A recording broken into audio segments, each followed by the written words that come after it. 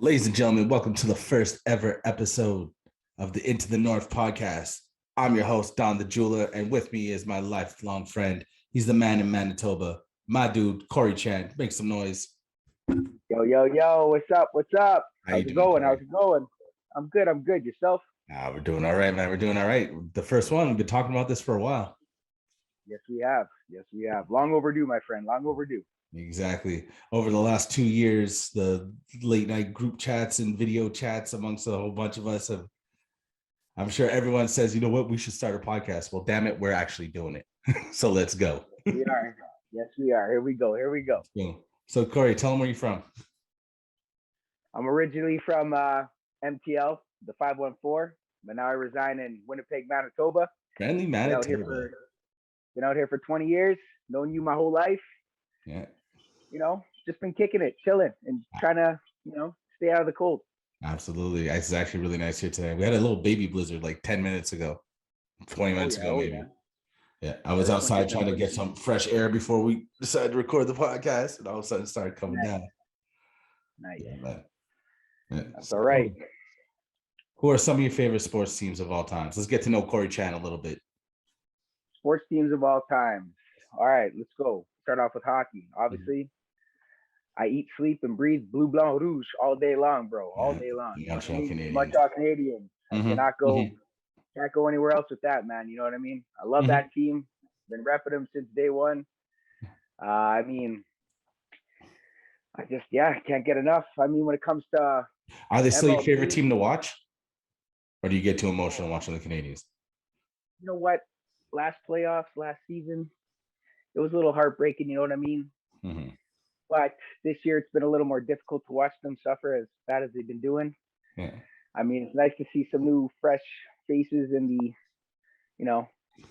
the office and behind the bench. Marty St. Louis, bro. Yeah, man, he seems to be doing a pretty good job. Seems like he's got the locker room right now. So yeah, I think the future's bright. With the carousel of French last names, they try to shoehorn into these roles. Marty St. Louis is close enough to the modern hockey player where he understands how the modern game works. And he's not just one of these old stuffed suits that they're bringing in to fill the quota that the public so demands here. You are absolutely right, man. Yeah. Hey, he won a cup. Right. He won a cup this millennium. How many other coaches can say that? Guy Garvin never did it. Kirk Mullen never did it. Definitely not. No, it's nice to see him back there, man. I mean, really, man. It's good to see, and you know what? It gives the team hope. I personally don't care for the Montreal Canadiens in that way, but I mean, it's still my town. I still want to see them win. If they win, it's good for every person around me. So I'm definitely going to cheer for it. Absolutely, man. What about you? What's your favorite? Your favorite like NHL team? What team you like to follow? Of course, the Rangers. Stop spreading the news. It's all good. It's all good. Hey, St. Louis played for them too, man. Absolutely. Well, it's amazing how we fall in love with certain teams, right? Something happens at the right moment in the right second, and now boom, that's your team. And I remember in 1994, the year after the Canadiens won the last Stanley Cup, which is closing in on 30 years, I'd like to mention. But so the year after they won the Cup, everybody was going nuts because Vancouver made the final. Pavel Bure was going nuts. And that was the year Mark Messier went on one of his Hall of Fame playoff runs. That's the one Game 6 where he guaranteed to win against the Devils, and they got them in the finals, and it was just perfect. And Messier was my favorite player, and that became my favorite team. And even as much as I don't follow hockey, if like I'm flipping the channels and I see it's the Rangers on, I'm like, I'll give it 10 minutes, you know? Yeah, I'll give it at least a minute or two. For sure. I know you've been a New York fan in many different sports throughout your life, so I mean, but not in the obvious ones. Like in baseball, I'm a New York fan, but I cheer for the Mets. Nobody cheers for the Mets. They had some good runs, I guess, back in the 90s, you know what I mean? But never won nothing, no. Never won nothing, no. This is true. Yeah. Had some star-studded Hall of Famers, though. Oh, absolutely. The greatest offensive catcher of all time, Mr. Mike Piazza. Yep, absolutely. Yeah. Hell of a bat. That one. Oh, absolutely. For sure, man. I mean, they had the two teams, the Miracle Mets in the 60s, and then they had the cocaine Doc and Darryl years. No doubt. New York was a hell of a town. Yeah, no kidding, man. Wilding out. Yeah, there's a reason why I never slept. Yeah, no kidding, Yeah, man. I mean, yeah, man. it It's comes hard to being a Mets baseball fan. season. No, for sure, man. Tough times. Tough It's times not out being there, an man. Expos fan. Yo, you know what, man? Growing up as a kid, obviously, yeah, they were my favorite team. The only ball team I really ever paid attention to. But Hmm. over the last like 10 years, man, I've been following the Blue Jays hard. Like, Hmm. Hmm. love watching the Jays. They had some exciting times in the last few years. You know what I mean? Like, everyone remembers the bat toss. Like, come on, Oh, of like, course. come on. You know what I mean? Like, that was a great season for them. You know what I mean? They Joey Bats. kind of That's like, not I mean, so they got long some ago. young, That's like what, 4 or 5 years ago now. at least, man, at least. I think so. Joey I'm Bats was pretty still sure. hitting home runs. Yeah, no kidding, man. No kidding. Absolutely. Yeah. Yeah. But I mean, I don't know. We'll see what happens with the Blue Jays. They got some young talent there now. You know what I mean? Absolutely. Well, they And, got the last Valero, legacy of Canadian baseball. Vladdy Jr. is playing in Toronto. and that boy's got a bat. Mm-hmm. That boy can swing it. Yeah, him and they got Dante Bichette's son. What's his name? Oh yeah, Is it his son? Bo. Bo Bo, Bichette. Bo. Yes, that's right. Yes, They're from Shawinigan. the Shawinigan boy. Yep, Yeah. absolutely, Yeah. absolutely, my No, friend. the Toronto Blue Jays definitely have talent. Again, another sport that I can't keep up with. However, a sport I do keep up with, like you were saying, how I always love New York teams. I do not love the Yeah, New York teams in basketball. fair enough. My hate for the Knicks runs so deep.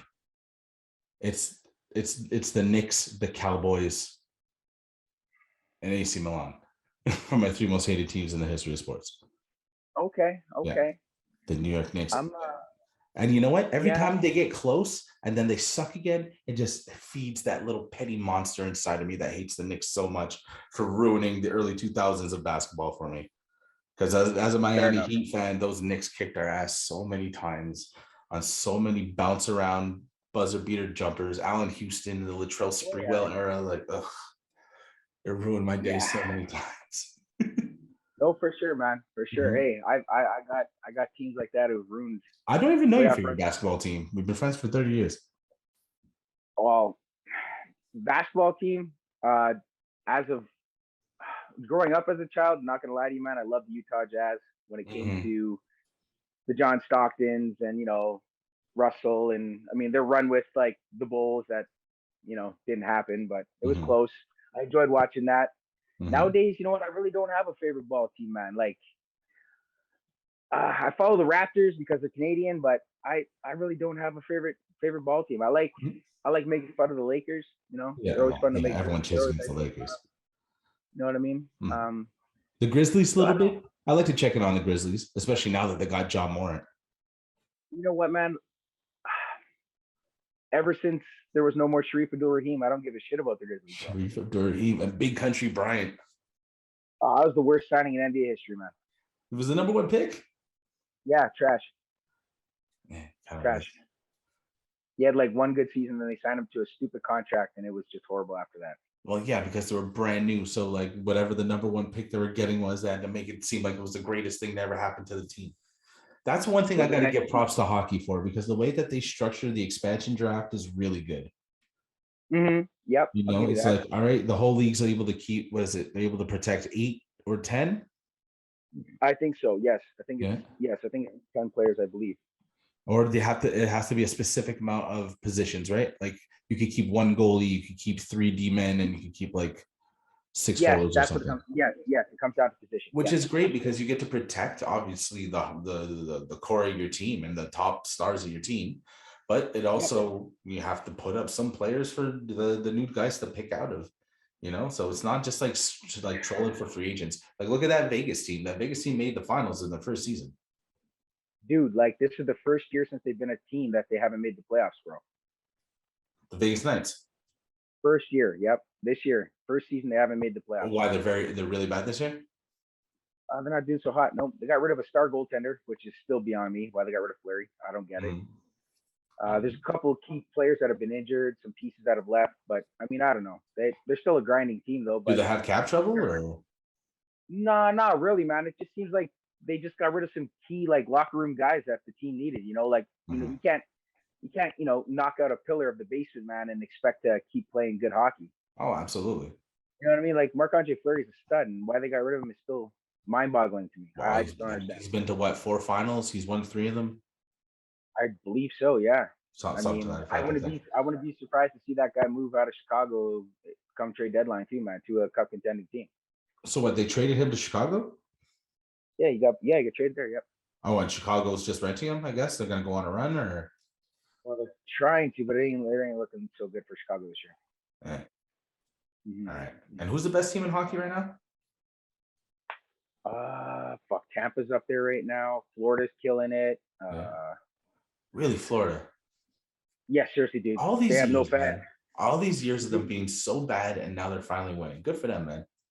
You know what, though, man? When they first came to the league, they had that playoff push to the finals, I believe, with Van Breesbroek, man, back in the day. Absolutely. Like, I remember being a kid and watching them in Anaheim come into the league, and like all these young kids being pumped about these new teams being in the league and these like funky jerseys and shit that were coming out for them. It was wild. But we were groomed to like the Anaheim Mighty Ducks. We got the movie and the jerseys looked all good. True. I don't think there was a friend of mine that didn't really have a hat or a T-shirt or something at some point. You know what I mean? Felt like the first actual from a public relations standpoint rollout of a team. You know what I mean? Yeah. It's just like you hear about, oh, did you hear there's an Ottawa Senators team? Oh, that's interesting. But it's like the Mighty Ducks. There was a whole bunch of fanfare and noise around it. For sure. Exactly, man. Unlike the Coyotes, who, I don't know, are on their 3rd rink, I think they're going to now, and it's only going to be 5,000. They're playing in a university rink next year. 5,000 fans. I've been to Arizona. I'm not thinking about hockey when I'm out there. Dude, I've had a friend go there during the Shane Doan era, and he couldn't even find a jersey in a sports store, bro. Really? Yep, couldn't even find a Shane Doan jersey. It was all football or baseball, bro. Yeah, well, Arizona's big for that. Huge. Yeah, the universities out in Arizona too are big football schools. Oh yeah. Massive. And speaking of football, to close out the Big Four of North America, I am obviously a Washington. Wait, what are they called now? The Commanders. Oh yeah, Commanders. That's right. Big Washington Commanders fan. It just came out that they made a super strong push to go get Russell Wilson from the Seattle Seahawks. I heard about that. I'm hearing it was 2 ones, a 2, and a player. I would have to assume it would be Chase Young. I would assume because they got pass rushers coming out everywhere, and he's still an elite name. Absolutely. Yeah. Absolutely. And a lot of pros. Obviously, I'm a big fan of Colin Cowherd. A lot of them think that Washington isn't that far away if they get a better than serviceable quarterback. Like there's guys out there, the Teddy Bridgewaters, the Mitchell Trubiskys, like they're available, but that's not going to put them over. But they're not going to add Carson Wentz or Aaron Rodgers. But if you could get like Jimmy G, maybe Russell Wilson, it puts you in a much better position. Obviously, I don't think Jimmy G is going to win the Super Bowl for you, but I mean, he's been damn near. He almost won it a couple years ago. But a guy like Russell Wilson could. A guy like Russell. I always wonder if Russell Wilson's so excellent because his team constantly falls apart around him and he finds ways to get it done. You know what I mean? Like the Barry Sanders effect. It's like the team would lose 40-17, but Barry would break off a 90-yard run, deacon out 17 guys on the defense. And, maybe it's a lot prettier than it should actually be given credit for, just because the team's so tragic around it. Well, yeah, I could see that for sure, man. I agree with you on that one. Absolutely. I definitely. Like, I mean, to me, to be honest, there's like maybe a handful of like actual elite quarterbacks in the NFL, like big name guys, you know what I mean? Like the big money guys. Mahomes, Allen, Herbert, Carr, Rodgers. I don't think Dak's in there. No, not yet. Can you say Burrow now? He's probably close, if not in there. We gotta give him another season. Mm-hmm. Stafford's a ring now, so maybe he gets into that discussion. I'm sure I'm leaving out some big names. Someone would say Lamar. I'm not super sold on him being super elite, even though I enjoy watching him play. Deshaun Watson, if he plays, he could be in that discussion, but that's the big thing. The big circle around this if. Exactly. That's another thing too. Everyone's waiting on the dominoes to start falling in the quarterback department, but everyone's sitting there waiting on Rodgers. If Green Bay decides to pay him 50, which is going to annihilate their cap space, then all the other pieces can move. If he says, I'm going to go to Denver, then Denver lets go of their backup guy who is probably, I don't know, but there's going to be a lot of pieces moving around. They're saying Jimmy G to Pittsburgh. They're saying Russell to Pittsburgh. They're saying, who are they going to bring in? The guy from, anyways. But yeah, they want to bring Trubisky into the Colts, maybe. You know what? To me, that's a quarterback that was just fed to the fire for the Chicago Bears. Like, I love the Bears, favorite team. Yeah. But for the last few, last 10 years, all they do is throw quarterbacks into the fire. That's all they do. Yeah. Like Fields will. I don't think he's ready to be a starter. I really don't. I think they need to develop him more. But what's the other choice? Andy Dalton's been washed for a while. You know what? And he's not even on the roster anymore. Yo, he looked pretty decent last season though. Like, he played pretty decent. And Fields is running around with his head cut off, man. To me, to win a Super Bowl, you need a quarterback like Aaron Rodgers. That guy, as much as I hate that team because they ruin my season every year, like, these guys are just crazy. There's not too many guys like him who could pull it off in the last 2 minutes to win a game. That guy is by far, to me, the most, like, he sees the field like no other to me right now. Like, I don't think there's another quarterback better than him right now in the league. I really don't. Better than Aaron Rodgers? Right now, I really don't. Pure skills? I think it's debatable because Mahomes is 8 years younger or whatever it is. However, I think Aaron Rodgers, like you said, I agree with you, is a brilliant talent. But you say he could get it done at the end. He's done it, but he had a chance to beat San Fran at home. Yeah, true. He did not show up in that second half. No, he did not. That team. It's when you're that guy, the MVP, the ball's in your hands. No, for sure, man. One of the things, like when I coach Keegan, because in his football, obviously he's an 8-year-old Adam player and not Aaron Rodgers, but there's plays where at 8 years old, sometimes the kids don't execute as crisply as they can. Obviously, they're 8-year-olds. But if we want to make sure he gets the ball in his hand, he takes snaps at quarterback.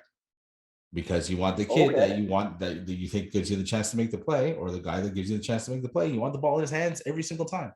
And that's why Aaron Rodgers is the man. He touches the ball every single time. What he chooses to do with it and the chances he chooses to take when he's throwing the ball out there, because his interception ratio is super low. He doesn't throw interceptions, but he doesn't score a single point at home in a playoff game to go to the NFC Championship against San Francisco, a team you already saw, right? Yep. So it's do you want a guy that is going to be afraid to sling it, or do you want a guy who's like, you know what, fuck it, I'm going to go out with my shield or on it? True. Matt Stafford threw a dirty no look in the fourth quarter. If that gets picked off, the whole world comes down on him, and he threw it and he went well. So to me, Matt Stafford's been one of my favorite quarterbacks since he's entered the league. I loved watching that guy play in Detroit, even though he had nobody. Even like he had Megatron, and then after that, really no real weapons, to be honest, no one to protect him. That man is a true warrior. Do you want to know the best receivers he had after Megatron? I'm not sure about statistically, but the names that ring off: Megatron, Golden Tate, Marvin Jones III. Yeah, no doubt. I know, right? Yeah, hardly a star-studded list. Maybe he had Galladay before he went over to. Was it Galladay? Anyways, the point is this: he had no help on that Detroit team, and what he did with Megatron, it was pitch and catch. It was jump ball. It wasn't part of a fully organized and cohesive offensive attack. It was just chuck it up, and then the most elite athlete in the game would jump up and go get it. Exactly, like the guy would be triple covered and still score a touchdown. Like, it was just unreal. Yeah. But that shouldn't be held against Stafford, but. Hey, look, you got a shit now, right? So there was a lot of people that I know that were just, oh man, he's not good. And I'm like, no man, this guy's good. He's just got no one. He's got no protection. He's got no one. If he was at a different team that had a line to protect him and some weapons to throw to, he'd be a force. And look what happened. Yeah, absolutely. Yeah, he does have elite weapons and elite defense as well. Absolutely. Think about it. Aaron Donald is the best defensive tackle in the game, arguably in the history of the game. Jalen Ramsey Pro Football rated Jalen Ramsey the top rated cornerback in the game this year, and he's been rated that, I think, a couple of times previously. And Von Miller is still in the top 7, I believe, in quarterback pressures in the league per snap played. That's on the defensive side of the ball. Unreal, man. Unreal. Like, I wish my team had that. You know what I mean? It's nice when you get the ball an extra 2-3 times a game because you're not throwing interceptions. Your defense is actually getting you punts and getting you the ball back. Exactly, man. Exactly. And then that's what you want your defense to do, right? Well, yeah, you want to be able to rely on that side of the ball. The new NFL, they say it's all about passing, but defense, good, well-structured defenses, they still have a place in this league, and you can still make things happen. Yeah, you're absolutely right, man. Mm-hmm. Again, you still need a quarterback that's well protected to get the ball off. Well, yeah, exactly. You can't throw the ball from your back. No, man. No, man. Definitely not. Definitely not. So unless you're maybe sorry, keep going. No, finish your thought. Go ahead. Unless you're maybe Aaron Rodgers with the last 2 minutes left. I don't know. I've seen that man gunsling a ball, falling down, and touchdown for the win. Like this, I'm just saying. Pat Mahomes got the Chiefs into field goal range in 12 seconds, 11 seconds. Very true. Yep. Absolutely. He's definitely the next. He's up there. Like, he's going to be an elite quarterback. The rest of his career is going to be golden, I think. That guy's definitely. I feel like Pat Mahomes versus Allen is going to be the new Magic versus Bird. I could see that. You know what I mean? Just the two best in the game, just going toe to toe. They're going to come across each other all the time. They're going to see each other in the regular season. If you want to put a football analogy to it, it would be the new Brady Manning, but just by the frequency they're going to see each other. I don't think either of these quarterbacks are anything like Brady or Manning. Yeah, no, for sure. Absolutely. Yep. Josh Allen is the quarterback everyone prayed Cam Newton would be. You know what I mean? Would be, exactly. They're the same size. It's just for some reason, Cam Newton, as much as, I mean, when we talk about Kundo, he hates Cam Newton. I love him. I love Cam Newton's game. I like him too, man. There's a lot of haters. He's got a big mouth. He's a bit of an idiot, but Cam Newton's game, his abilities, it speaks for itself. But the way Cam Newton played set the prototype for a guy like Josh Allen to really, really flourish. Yeah, for sure. Mm-hmm. For sure. I mean, there's a bunch of quarterbacks who I thought were decent guys, like decent players that should have been better than they were, but the teams they were on just were shit and they couldn't get it done. Mm-hmm. For instance, RG3, I was all for him, man. I was all for RG3. Well, he was hot out of the gate, but it sputtered out pretty quick. Well, he had that knee injury that messed him up pretty good, I think. Mm-hmm. If you ever see the highlight, it's not the way he hurts it in the Seattle playoff game. It's 2 or 3 weeks earlier where he jumps up in the air and ends up kind of flipping, and he whacks it against. I always get this guy's name wrong. Halote Nada, the nose tackle, used to play for the Ravens, and his leg hits his helmet and flips like that, like the knee bends. Yeah, man.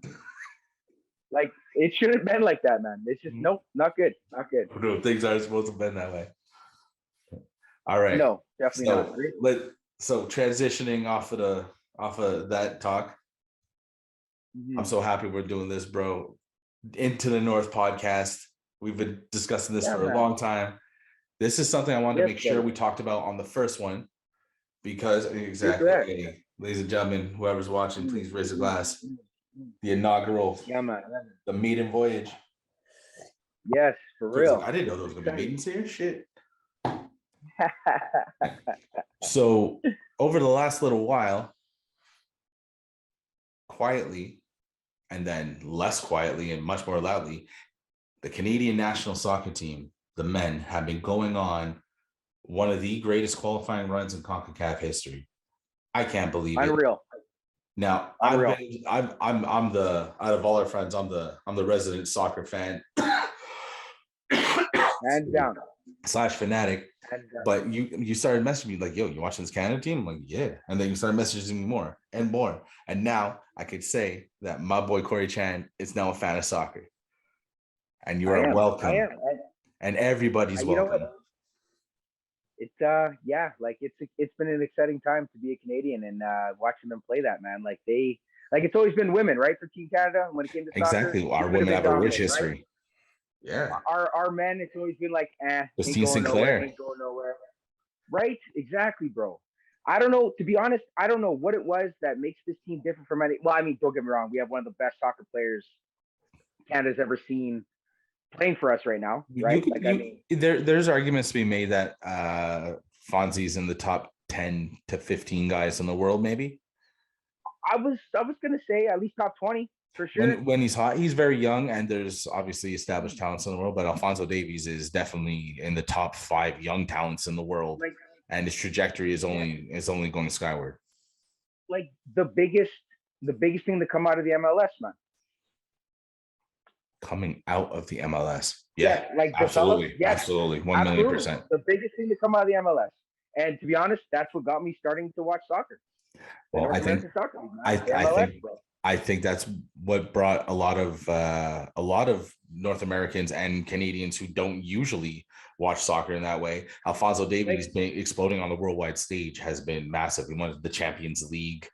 They won the Super Cup, the Cup Winners' Cup, or whatever it's called, the FIFA Club World Cup. Mm-hmm. Alphonso Davies exploded, and he used to play for the Whitecaps. Unbelievable, man. Yeah. Unbelievable. I think he started playing there when he was 16 or something crazy like that, dude. He was still a teenager. You know, there's sorry, go ahead. And then he, this club that he plays for now offers the Whitecaps $10 million for this kid, and that was it. Yeah. This club he plays for now is also one of the biggest clubs in world soccer. Yes, it is. It is. You're right. Yes, absolutely. The German juggernaut, Bayern Munich.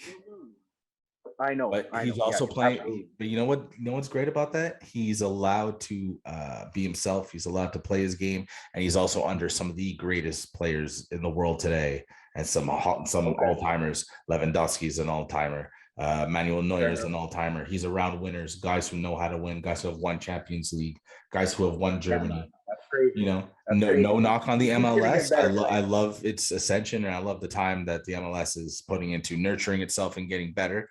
But when you go and play for Bayern Munich and you play on the biggest stages in the world, a kid from the Whitecaps could never even see this.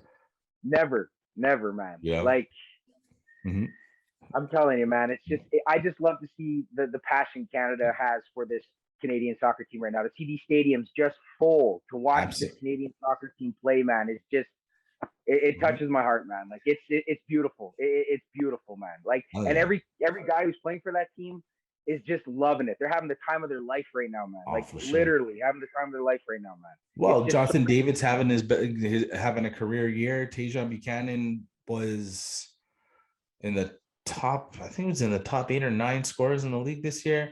And he was on a team that had the most points at the end of the season, the New England Revolution.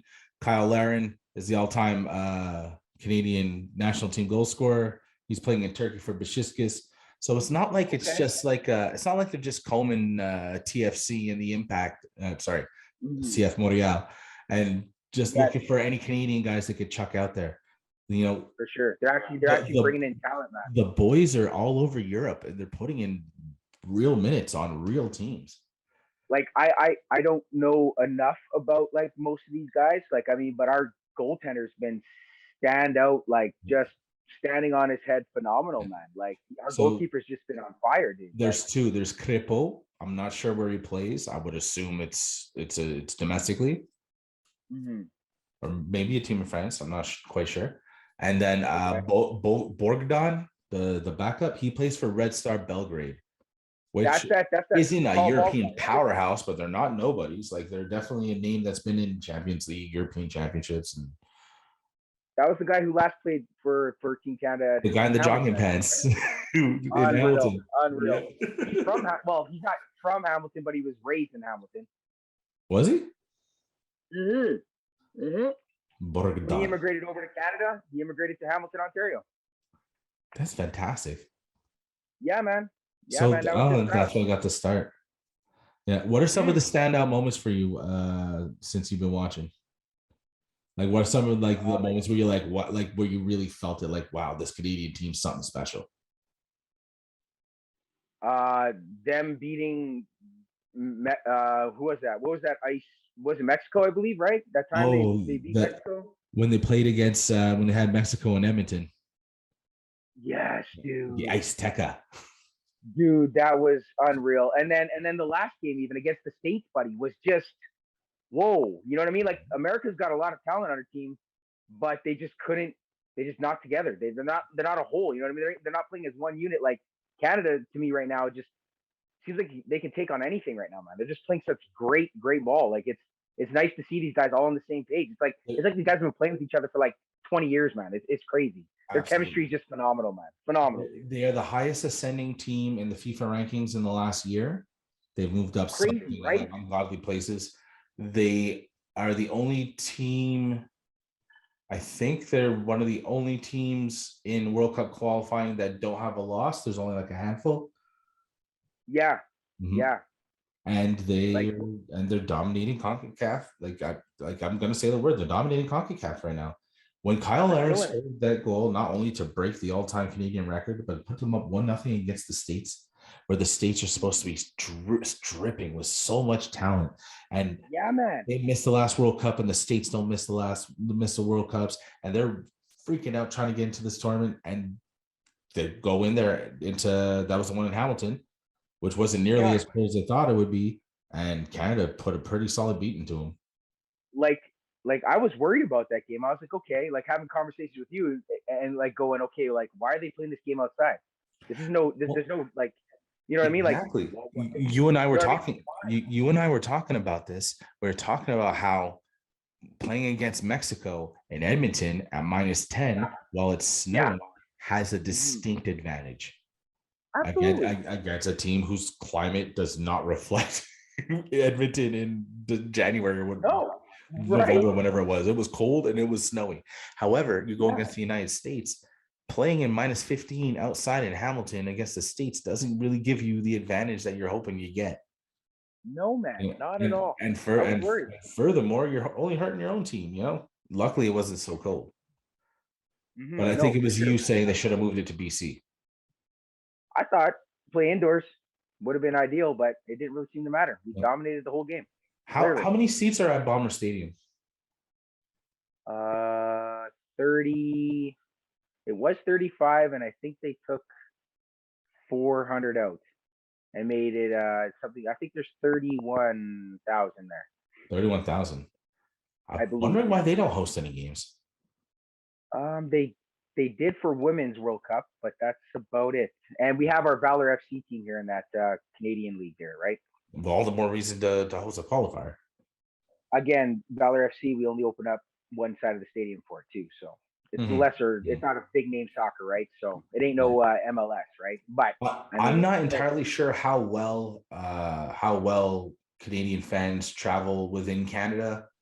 You know what I mean? Like in certain spots, like for example in Hamilton, all that area of Ontario, people are going to drive in to see the game.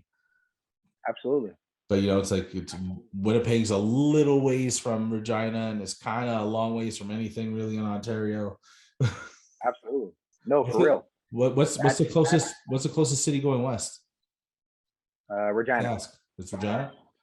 Yeah. Like major So city, yes, yeah. 5 hours. Yeah. So it's not like guys, let's jump in the truck and drive 12 and a half hours to Manitoba to watch the soccer game. No, definitely not. For sure, man. Yeah. For sure. Absolutely. But I Yeah. mean, I don't know. I'm just yeah, I'm excited about this team. I think they got a lot to I think there's teams now that aren't going to take them as lightly as they would think they were supposed to. You know what I mean? Mhm. They're starting to realize this team's actually a real thing, man. They're a real deal, bro. Like they're not a Absolutely. pushover team anymore. Absolutely. And the United States has gone deep in some tournaments, right?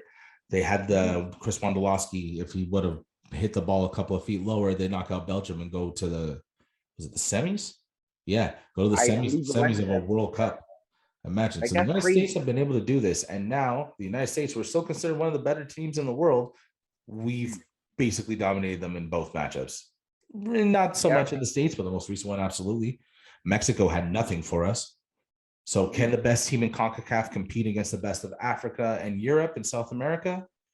Mhm. I mean, the game starts at 0-0 and the ball's round, right? So those are the only Yeah, no, guarantees for you sure. get. Let's see what they got. Anything I want to see them go anything all can the way to happen. the finals. Like Do I believe they have the depth compared to some of these other countries? No, I really don't. But we do have, like you said, probably the top 12th, 15th player in the fucking world playing for us.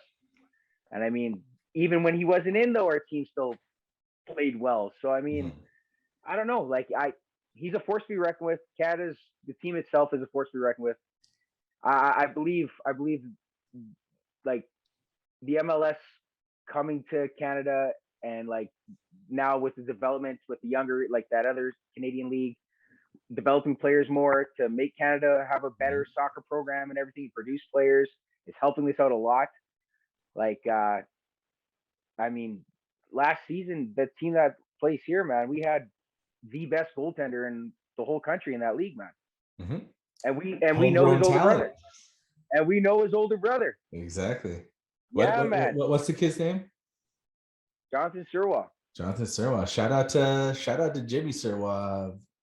Yeah, man. We're from a street, and those who are watching, we're from a street in Lachine, Quebec, Canada, called 45th Avenue, and this young fella Jimmy is one of our friends, and this is his brother who plays for the Valor FC in Winnipeg, Manitoba. Actually, maybe we might see him in the red and white soon. He's actually under contract with Montreal FC. Really? Yes, we got him on loan last year, so he went and sit the bench with Montreal. Well, the CF Montreal, formerly the Impact, they advanced. They bet, I think it was Rayo Laguna. Anyways, they advanced in the CONCACAF Champions League to the next round, which is always an achievement for them. And I'm looking forward to their season. I'm looking forward to this year. Yeah, me too. Did you see that last game from that new team in Carolina? Yeah, 76,000 fans or something crazy, the biggest in MLS history. Yeah. How did they do? Man. Did they win? Because they played the Galaxy, and the Galaxy stacked with talent. Well, the Galaxy's also got owners that with deep pockets and stuff. So I mean, they got my boy Chicharito.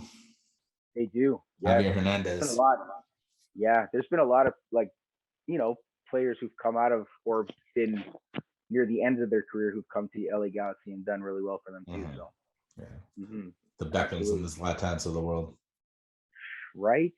Yeah. So the last three qualifiers for Canada are the 24th, 27th, and 30th of March. Costa Rica, Jamaica, and I think the last one's Panama. I think it is Panama. Yep. On the night they clinch the World Cup qualifying spot, you and I should go live on Instagram after the game and break it down. And then after this last run of qualifiers, we should do a specific podcast just going back and discussing some of the highlights of the qualifying campaign. Absolutely. Although technically, if we don't earn a single point over the next 3 games, and I believe Panama gets 9, we could fall down to the playoff spot. But I see it highly unlikely. Yeah, I can't see us doing that. Costa Rica on the road, and then we got Jamaica back home in Toronto. Back home. Yeah. It's gonna be nice. It's gonna be good. As much as I appreciate Jamaica as a soccer nation, it's been a tough go this year in qualifying. So if we don't get the points against Costa Rica, I see it happening against the Jamaicans. And it should be for sure. Should be a great celebration for everyone who's a fan of the sport. Yeah, man, it's gonna be good. You know what's crazy, man? It's crazy because even people I know who aren't fans of soccer are loving this right now. They're loving it. It's I mean, I feel like I just feel like Canada, literally in general, like we support pretty much every sport where our country is representing. You know what I mean? Yes. So we cheer loud and proud for no matter what sport it is, man. If our country's in it, that's all. It's what we do. That's what we do. I mean, represent that nation, bro. Represent that nation. See, athletically, Canada puts out a lot of talent in a lot of different venues, but to say that we have the best in the world or somewhere in the conversation of the best in the world in a lot of team sports, we don't really have anything to hang our hat on. Canada's the best, probably the best lacrosse nation and the best hockey nation. And that's where it runs out. So to be able to discuss where we place a CONCACAF soccer-wise with the US and Mexico ahead of us, and now the fact that we're actually in a position to look backwards and see them in the standings, that's a wild accomplishment. Huge. So yeah, raise a toast to the Canadian national team. I would, but I could tell my glasses There are you left go. here. Yeah, man, we're doing good. I'm loving it. I'm loving it. So I saw what was it? Oh, have you been following what's going on with Slaughterhouse? Ooh, have I ever? Okay. Have I What ever? happened? So from what I read, Crooked Eye and Joel got together and they wanted to do a Slaughterhouse thing, and they had a deal in place that would have got everybody paid. And they But brought nothing in it to, writing. but nothing in writing. And they brought it to Joey Nothing and in writing. Royce, and Joey and Royce said, "Fuck that." And then they went ahead with the thing, and now they're coming back and squawking about it. Or is that not correct? So, You tell me. okay, so Crooked Eye came to Joel, told Joel what's up. Then he brought it to Royce's, and Royce is like, I ain't doing a 3-man group. I'm gonna talk to Joe, right? So he talked to Joe. Joe had actually told Royce that he would want to get to Detroit first so he can get back into the flow of it again because he's retired, right?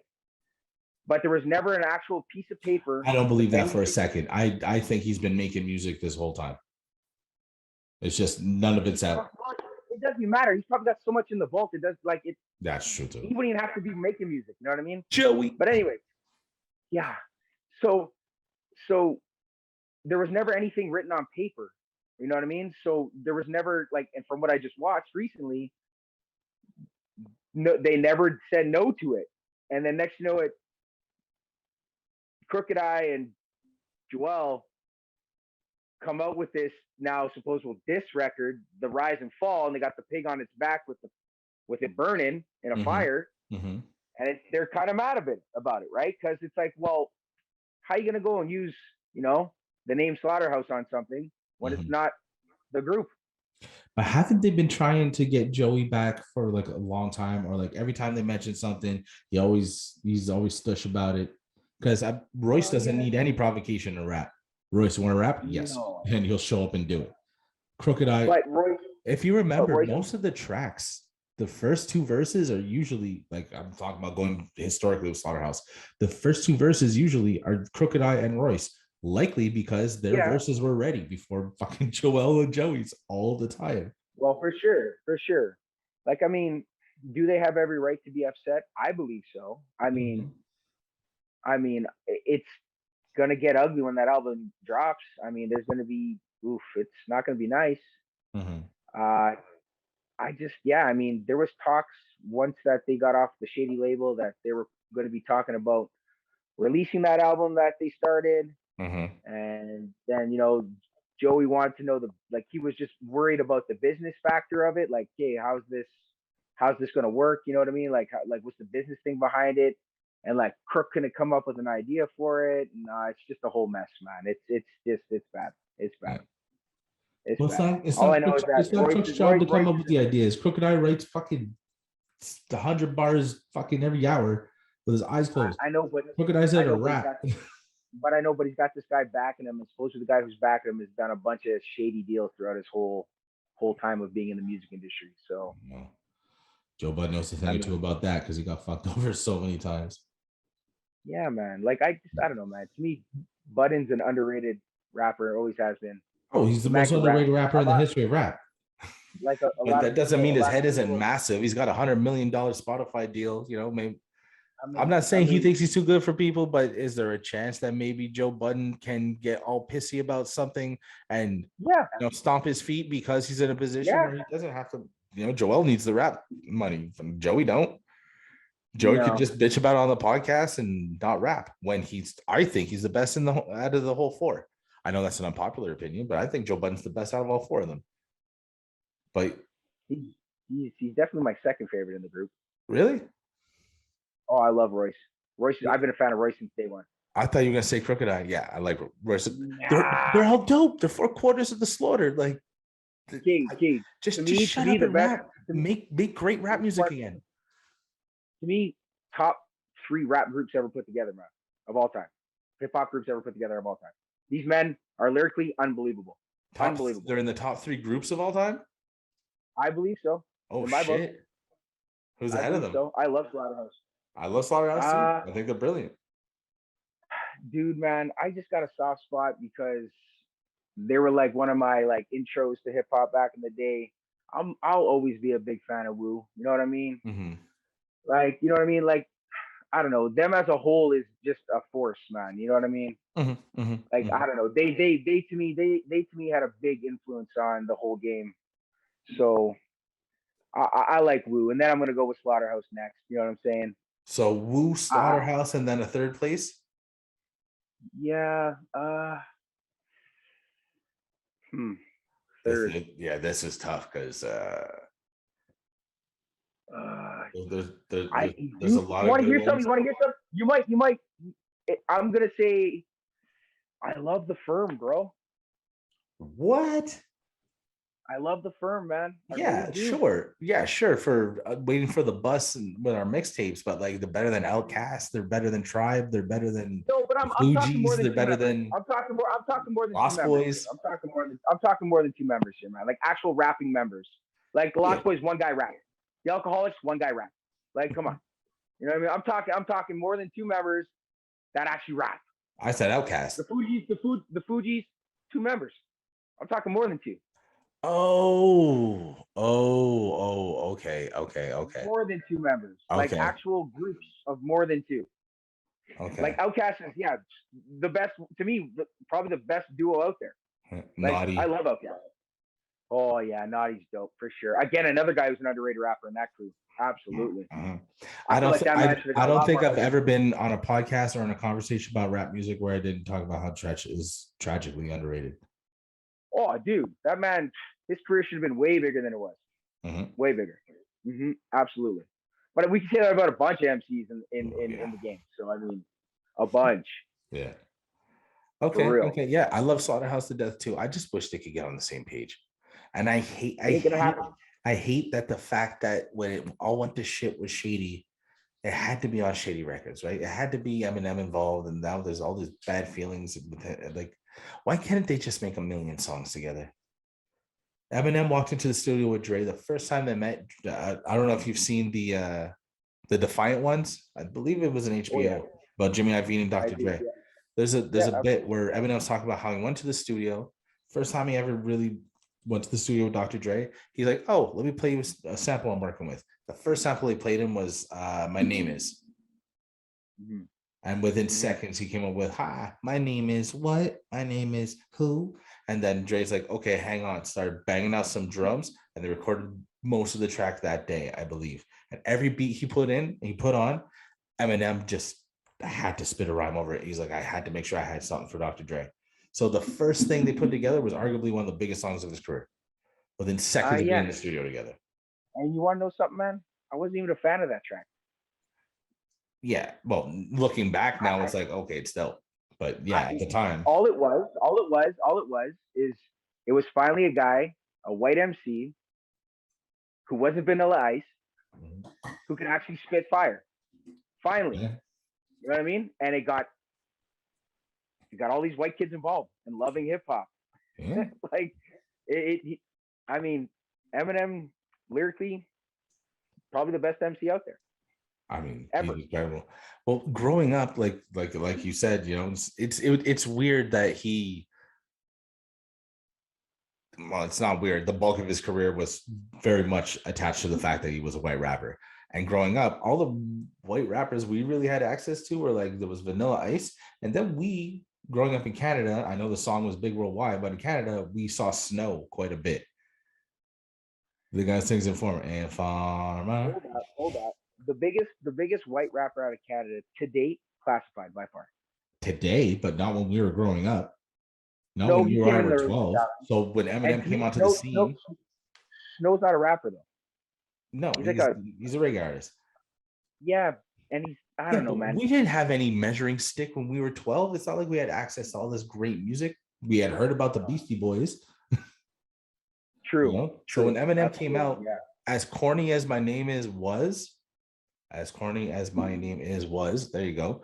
Guilty Conscience came right after that, which was nuts. And then we got our hands on the album. We heard Brain Damage, and we heard Rock Bottom, and we heard My Fault, and we heard,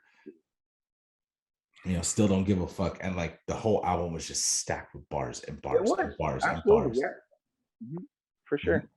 For sure, man. I always make sure I come back to listen to Marshall Mathers LP once in a while. Nice. Actually, Taryn makes sure I listen to Marshall Mathers LP. I know she I was gonna say she loves that. She loves that. Yeah, she does for sure. Absolutely. But yeah, I mean, so with all the chemistry and all the good music and opportunities to be around good musical people, why the fuck can't Slaughterhouse find a way to coexist with Eminem and put out solid music? Because Joe Budden will let it happen. I guess so. Falling out, man. Yeah. Shady would not promote these, dude. Like Slaughterhouse should have had like 10 albums out, man. Didn't Shady sign Griselda too, and Griselda didn't really get a push? They're done. Griselda's away from Shady now. Conway is no longer part of any of them. So it was. I'm actually about to go. I'm about to go see his show in May. Conway the Machine, West Side Gun, and who was the other guy in Griselda? Oh my God! Why can't I think? Oh, I'm gonna have homies hate me on this one. Wow, why can't I think right now? I don't remember who it is either. Oh man, all out of Buffalo, New York, though. That's all I know. And West Side Gun's been around forever. Like I've been following West Side Gun since the beginning of like pretty much his career. Thank you, Tony Friend, for introducing me. If you watch this, it's unbelievable. Love West Side. Love them.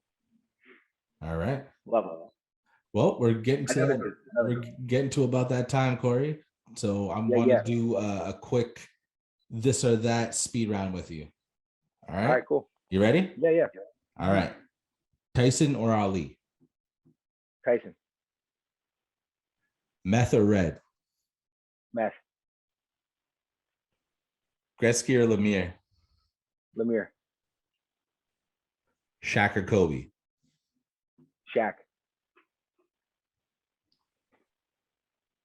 Into the North podcast or any other podcast in the entire world?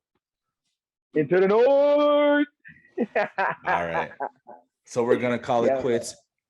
We just want to thank everybody in advance. Chan, man, this is the first of many. Yeah, man. So we're going to try to do this at least once a week, and we'll have little pop-ups here and there, either more episodes or Instagram lives or whatnot. And thank you so much for coming out. And I think it was a solid first episode. We covered a little bit of ground, and there's only going to be more fun stuff, more interesting stuff. You're going to hear a lot about, our local teams. Cory's going to tell us what's going on with the Gold Eyes and the Bombers and all that out there in Winnipeg. And we're going to touch on headlines, entertainment, and all that other good stuff. Thanks for coming out. Cory Chan, have a good night, buddy. You too, brother. Love you. I love you too. And everybody, good night. Cool. Thanks for coming out. This is In the North podcast with Cory Chan and Don the Jewla. Peace. Yeah.